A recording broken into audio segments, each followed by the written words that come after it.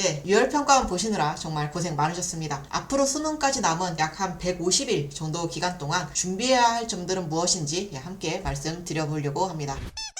네, 먼저 이번 6월 평가원에 대해서 간단한 총평 말씀드리겠습니다. 올해 가장 큰 이슈죠. 작년에 비해서 재학생 인원이 굉장히 많이 늘어났습니다. 07년생 우리 황금 돼지띠들의 인원 증가로 인해서 작년에 비해 약 한 3만 명 정도 응시 인원이 많았습니다. 졸업생도 한 1200명 정도 증가를 하기는 했어요. 그런데 졸업생 수는 이 육모보다는 실제 수능에 신청하는 인원이 훨씬 중요하기 때문에 졸업생 부분은 조금 더 지켜봐야 될 것 같습니다. 난이도에 대해서 간단하게 말씀을 드리면 우리 다 풀어서 아시겠지만 국어, 영어는 상당히 평이하게 출제가 되었죠. 등급 컷도 보면은 굉장히 높을 걸로 예상이 되고 있습니다. 수학은 지금 재작년부터 계속 선택 과목 간 난이도 격차가 굉장히 커지고 있습니다. 확통 그리고 기하는 이번에도 특별한 고난도 문제가 출제가 되질 않았습니다. 반면에 미적은 상당히 까다로운 문제들이 꽤 여러 개 배치가 되었어요. 이 현상이 앞으로도 당분간은 계속 될 걸로 보입니다. 그래서 9월 모의고사 그리고 수능까지도 미적은 상당히 어렵게 출제가 될 것 같고 확통 기하는 지금처럼 선택 과목의 난이도가 그렇게 크게 높지 않을 걸로 예상이 됩니다. 국수형 모두 이번 6월 모의고사를 토대로 앞으로 어떻게 공부해 나가면 좋을지에 대해서도 뒤에서 좀 더 자세히 말씀드리겠습니다. 사탐은 우리 쌍연, 쌍지, 쌍사 다 어려웠죠. 정확하게 말하면은 체감 난이도가 상당히 높았습니다. 아직 6월이어서 특히 사탐 과목까지 공부가 완전하게 된 학생들이 그렇게 많지 않았을 거예요. 그래서 실제 난이도보다는 체감 난이도가 상당히 높았고 그게 이런 식으로 등급컷에 반영이 된 걸로 생각이 됩니다. 사실 6월 모의고사에서 국수형은 점수가 의미가 있어요. 내가 앞으로 어떻게 해나갈지가 이 점수에 따라서 달라집니다. 그런데 탐구는 별로 점수가 중요하지 않아요. 이번 점수와 관계없이 지금까지 공부 상태를 한번 점검하는 그런 차원으로만 생각하고 지나가셨으면 좋겠습니다. 과탐은 물리를 제외하고는 상당히 체감 난이도가 높았을 걸로 예상이 됩니다. 과탐도 아직 공부 기간이 그렇게 길지 않았기 때문에 이렇게 등급컷이 좀 낮게 형성이 된 걸로 보이고 과탐도 마찬가지로 앞으로 어떻게 공부하면 좋을지 뒤에서 좀 자세히 말씀을 드려보겠습니다. 먼저 앞으로 공부 방법을 이야기하기 전에 올해 꼭 한번 살펴봐야 할 주요 대입 이슈에 대해서 먼저 설명을 드리겠습니다. 올해 입결 컷, 그러니까 합격 컷에 영향을 줄 수 있는 그걸 결정할 수 있는 가장 중요한 이슈를 크게 4가지 정도로 뽑아보았습니다. 먼저 수험생이 증가했다. 그리고 의대 선발 인원이 축소되었다. 그러니까 2024학년도로 회귀하였다. 무전공 선발 대학이 점점 확대되고 있다. 마지막으로 사탐론이 심화되고 있다. 이 4가지에 대해서 간단하게 짚어보겠습니다. 먼저 수험생 증가입니다. 올해 가장 제일 많이 이야기하는 내용이죠. 최근 학생들 추이보다 올해 07년생 수가 정말 많습니다. 올해 6월 모의고사를 신청한 학생 수만 41만 4천 명 정도예요. 이 중에서 보통 한 3만 명 정도는 수시 합격 등으로 수능 신청은 하지 않거든요. 그거를 감안하더라도 여기서 한 3만 명 정도 빠져나갈 걸 생각을 하더라도 38만 명 이상은 수능을 응시할 걸로 생각이 되니까 최근 적어도 한 10년을 통틀어서는 가장 많은 숫자가 수능을 보지 않을까 이렇게 생각이 됩니다. 입시업계에서는 이렇게 재학생 수가 갑자기 많아졌으니까 올해 굉장히 경쟁이 심해질 거다. 그리고 입결컷이 올라갈 거다. 이렇게 이야기를 하거든요. 맞아요. 저도 그렇게 생각을 합니다. 모집 인원은 일정한데 학생 수가 많아지면 당연히 그런 현상이 발생을 하겠죠. 그런데 재학생이 많아졌다고 해서 학생 개개인이 특별히 더 해야 될 거는 없습니다. 뭘 더 할 수는 없어요. 그리고 예를 들어서 경쟁률이 높아진다라고 하는데 작년에는 30대 1 경쟁률이었다고 예를 들어봅시다. 그러면은 내가 합격할 확률은 한 3.33% 정도겠죠. 근데 이게 경쟁률이 세져서 33대 1 경쟁률이 됐어요. 그러면은 내가 합격할 확률이 3.03% 정도가 됩니다. 그러니까 이게 학생들 개인이 체감하기에 엄청 압박이 심해졌다. 원서 쓰기가 훨씬 더 부담스러워졌다. 이런 거는 아니거든요. 그래서 지금은 이런 적어도 재학생이 많아진 부분에 대해서는 크게 신경 쓰지 마시고 공부하셨으면 좋겠습니다. 다만 원서를 쓸 때는 특히나 서울 상위권 대학으로 내가 원서를 쓴다면 작년, 재작년 이 입결컷보다 조금 더 합격 컷이 높아질 수 있으니까 조금 더 보수적으로 계산해서 지원하는 거를 추천드립니다. 두 번째는 의대 선발 인원 축소입니다. 그러니까 2024학년도로 원점 복귀한 내용입니다. 의대 정원과 관련된 내용은 의대 그리고 서울 상위권 대학 서영고 서성한 라인 중에서 중에서 자연계열에 영향을 줄 수 있는 내용이죠. 만약에 내가 이 라인에 해당이 된다면 이 정도 대학에 지원을 하는데 내가 자연계열이야 라고 한다면 작년 거 말고 재작년 거 2024학년도 입결을 참고해서 좀 판단을 해보셨으면 좋겠어요. 실제로 작년에 의대 정원이 증가하면서 서울 상위권 대학들의 자연계열 입결 컷들이 조금씩 떨어지기는 했습니다. 연대 같은 경우도 지금 수능 100분위가 0.5에서 1.5까지 떨어지기도 했습니다. 고대 같은 경우도 의대 정원 이슈가 상당히 좀 영향을 많이 받았어요.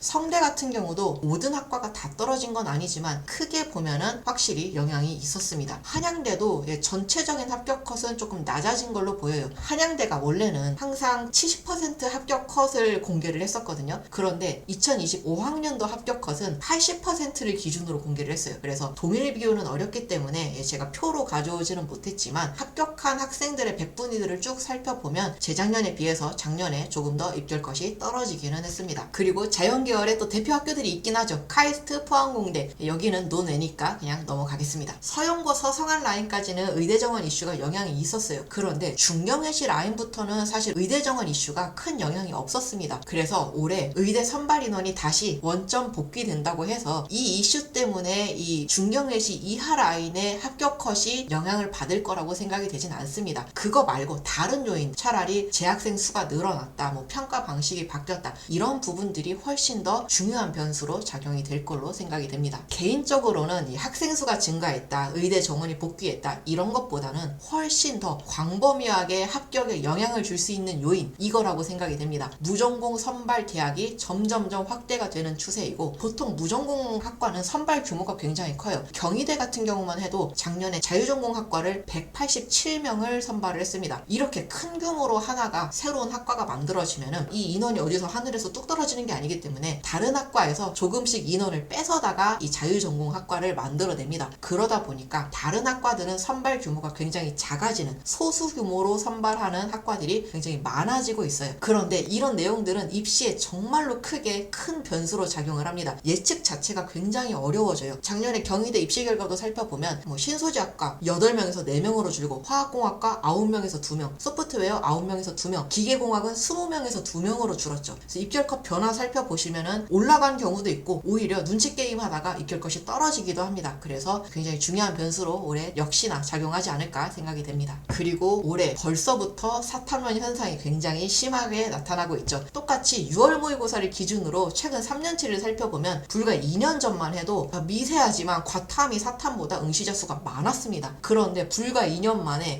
사탐이 압도적으로 응시자 수가 많아졌죠. 만약에 여기서 사탐 1개, 과탐 1개 응시자까지 고려를 한다면 정말로 사탐 인원이 과탐보다 한 2배 정도 많지 않을까, 이렇게 생각이 됩니다. 이거는 바꿔 말하면 과탐에서 등급을 잘 받기가 점점 더 어려워진다는 뜻입니다. 보통 사탐런이 과탐에서 한 3등급 이하를 받는 학생에서 많이 나타나니까 내가 만약에 과탐에서 한 3등급 정도였어. 근데 내 뒤에 학생들이 자꾸 빠져나가. 이러면 나는 가만히 있는데 내 등급은 점점점 떨어질 수도 있겠죠. 자, 그러면 이런 이슈들을 한번 살펴봤을 때 앞으로 남은 한 150일 정도 나는 대체 뭘 해야 되냐, 여기에 대해서 간단하게 말씀을 드려볼게요. 먼저 내가 수시, 교과전형, 학종전형, 수시를 준비하고 있는 고3이다. 일단 남은 마지막 기말고사 잘 마무리하시길 바랍니다. 그리고 기말고사가 끝나고 나면 이제 최종적으로 나온 내 내신 점수, 그리고 이번 6월 모의고사에서 받은 내 성적 갖고 큰 범위에서 대학 라인을 한번 잡아보셨으면 좋겠어요. 우리 수시 전형은 크게 교과 아니면 학종 이렇게 나뉘잖아요. 내가 먼저 수시 중에서 나는 교과 전형이 주력이야, 나는 꽤 내신이 좋아 라고 한다면 지금 내 내신 등급으로 작년, 재작년에는 선배들이 어느 대학 정도 갔는지, 합격했는지 라인을 한번 잡아보셨으면 좋겠습니다. 그리고 특히 서울 상위권의 대부분의 대학은 교과 전형에서 수능 최저 등급을 요구를 하고 있죠. 작년에 연대, 한양대에 이어서 올해는 2대까지 최저 등급을 신설을 했습니다. 그래서 이번 6월 모의고사 등급 같이 고려를 해서 내가 교과 전형으로는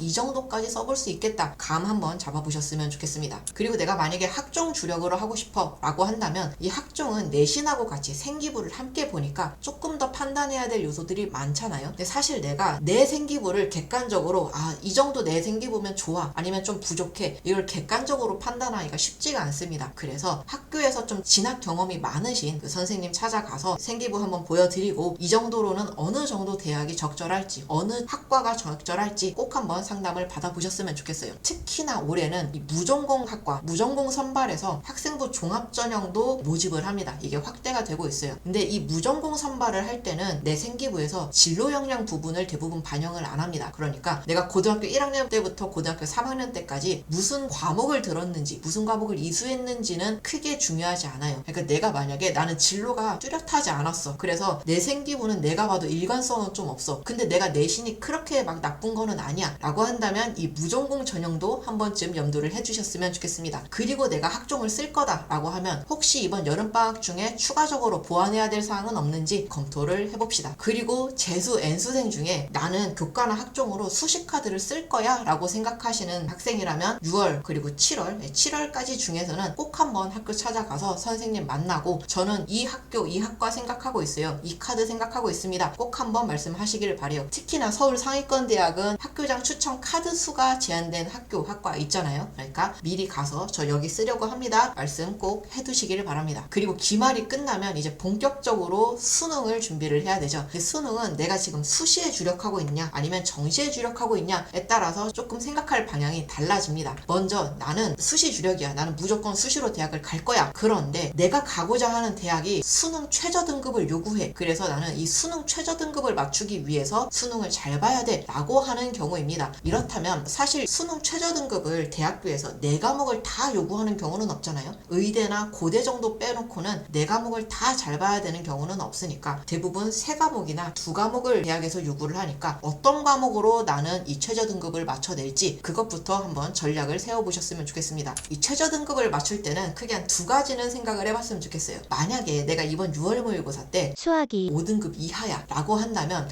내가 수학을 잡고 가는 게 맞나? 아니면 이제 놔줄 때가 되지는 않았나? 한번 고민해서 결정하시길 바랍니다. 만약에 내가 올해 원하는 대학에 못 갔어. 그럼 나 재수할 거야 라고 한다면 지금 수학을 놓기가 애매해요. 수학을 계속 잡았으면 좋겠습니다. 지금 수학을 놔버리면 재수를 해서도 수학 보충하느라 또 원하는 점수까지 못 올라갈 수도 있거든요. 그러니까 거기까지 염두해서 내가 올해 무조건 입시를 끝낼지 아니면 여차해서 재수까지도 나는 허용할 수 있을지에 따라서 내가 수학을 어떻게 할지 계속 잡을지 이번 여름방학 되기 전에 결정하셨으면 좋겠어요. 그리고 내가 만약에 과탐이 나 공부 나름 했는데도 3등급 이하야 라고 하면 사탐으로 갈까? 사탐런 하는 게 맞지 않을까? 결정할 수 있는 또 마지막 시기이기도 하니까 이 부분도 결정해 보셨으면 좋겠습니다. 아니에요. 저는 정시입니다 라고 한다면 먼저 이 부분을 좀 고민을 해보세요. 내가 정말로 정시로 대학을 가는 게 맞는지 그게 나한테 유리한 게 맞는지 냉정하게 한번 생각을 해보시길 바랍니다. 내가 내신 교과로 대학을 가는 그 라인하고 이번 6월 모의고사 점수로 정시로 대학을 가는 라인을 꼭 한번 비교를 해보셨으면 좋겠어요. 생각보다 이 수능 점수라는 게 내가 원하는 만큼 안 오를 수도 있고 정시가 수시보다는 훨씬 더 대학 들어가기가 빡셉니다. 그러니까 내가 지금 당장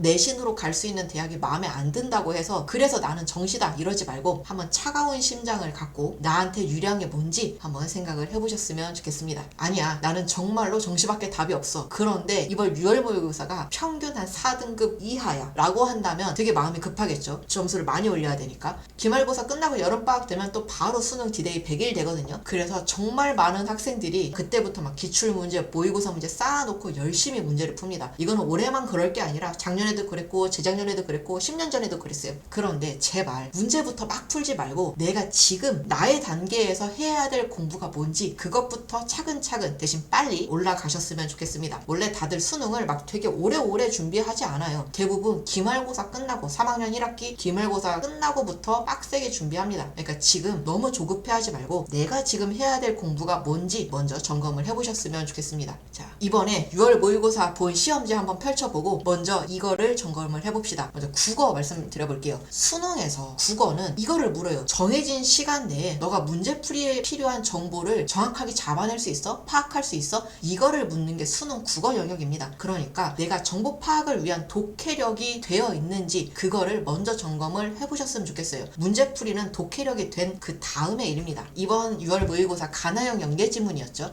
한번 떠올려보세요. 내가 시험장에서 자유주의적 법모델, 사회복지국가적 법모델, 그리고 이 절차주의적 법모델 이 3개의 법모델이 각각 확 눈에 들어온 게 맞는지 그리고 이 3가지 법모델을 소개를 했으니까 당연히 문제에서는 각각의 법모델 특징을 파악했어? 를 물었을 거고 그럼 나는 시험장에서 각각의 특징을 파악해낼 수 있었는지를 먼저 확인을 해보셨으면 좋겠습니다. 그리고 나지문에서는 나에서 설명한 각각의 모델이 거의 완벽하게 1:1 매칭이 돼서 설명이 되었습니다. 그래서 내가 정말로 각각의 모델을 이 나지문에서 파악이 된 게 맞는지, 매칭된 게 맞는지 한번 점검을 해보세요. 만약에 내가 시험장에서 이게 눈에 안 들어왔어 라고 하면 문제풀이보다는 독해력 먼저, 독해 연습부터 하는 게 맞습니다. 자, 수학은 시험지 펼쳐놓고 내가 틀린 문제 번호부터 한번 살펴보셨으면 좋겠습니다. 만약에 이번 시험에서 선택 과목별로 내가 이 5개 번호 그 외에 추가로 더 틀렸어 라고 한다면 개념이 아직 좀 약한 상태예요. 특히나 내가 3점짜리 혹은 12번 이전에 4점짜리에서도 미스가 났다 라고 하면은 아직은 개념 공부가 많이 부족한 상태니까 막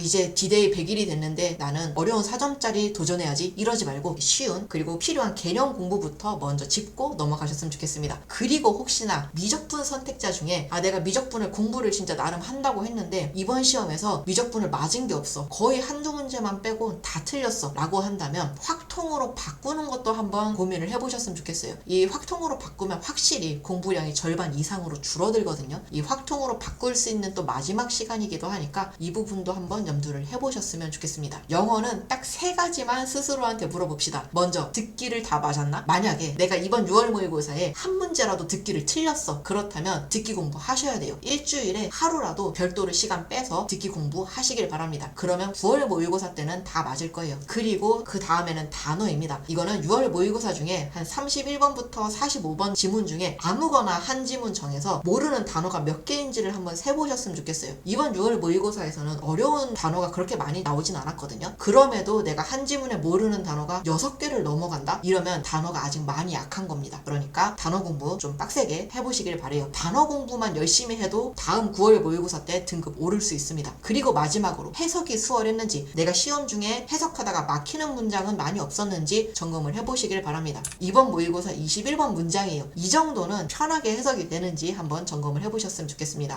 이번 6모 특징 중에 하나가 전반적으로 문장 길이가 긴 문장이 많이 없었어요. 이 정도만 돼도 꽤 긴 축에 속했습니다. 그러니까 이 정도 길이 정도의 문장은 내가 좀 수월하게 해석이 되고 있는지 한번 점검해 보시고, 만약에 내가 좀 어려워 라고 하면 지금 문제풀이보다는 구문 독해 연습부터 해보셨으면 좋겠어요. 이것만 돼도, 해석만 잘 돼도 분명하게 등급 한 등급은 무조건 오릅니다. 사탐은 혹시나 내가 아직도 과목을 못 정했어, 내가 사탐론 할지 말지 아직 결정을 못했어 라고 한다면 기말고사가 끝나는 그날까지는 사탐 과목 정해보셨으면 좋겠어요. 그리고 사탐은 내가 대충 한 3등급 정도 맞을 거야 를 받으려고, 3등급 받으려고 공부하는 과목이 아닙니다. 무조건 50점을 목표로 공부를 해보셨으면 좋겠어요. 사탐은 수능날 난이도에 따라서 48점 맞아도 3등급 될 수 있거든요. 그러니까 꼭 50점을 목표로 공부하셨으면 좋겠습니다. 누구나 할 수 있는 정도의 양이에요. 과탐은 내가 만약에 이번 6월 모의고사 점수가 35점 이하야 라고 한다면 아직은 개념 공부 조금 더 해보셨으면 좋겠습니다. 저는 36점 이상인데요 라고 한다면 여름방학 때 내가 맞았던 문제 말고, 맨날 맞는 문제 말고 약한 파트에 조금 더 집중해서 공부하셨으면 좋겠습니다. 한국사 저는 아는 게 없어요, 저는 거의 매국노예요 라고 한다면 괜찮아요. 10월 초에 2016 수능 대비 한국사 영상 업로드 될 예정입니다. 이것만 보면은 무조건 지금의 내 상태와는 관계없이 3등급 이상은 받을 수 있게 준비하고 있으니까 믿으시고 지금은 걱정 말고 다른 과목 공부하셨으면 좋겠습니다. 저는 논술인데요, 논술은 기본적으로 다 아시겠지만 경쟁률이 매우 높아요. 엄청 높습니다. 그래서 내가 좀 글을 잘 쓰긴 하는데요 라고 해서 확실하게 합격이 보장된 시험이 아니에요. 그래서 혹시나 논술 전형에서 떨어졌을 때를 대비해서 무조건 정시와 함께 병행해서 준비했으면 좋겠습니다. 논술만 믿고 있다가 논술 다 떨어지고 나면은 아무데도 원서를 쓸 수 없게 되는 상황이 발생을 해요. 그러니까 논술 공부하시는 분들은 나는 정시다 생각하고 반드시 수능 공부랑 함께 준비하셨으면 좋겠습니다.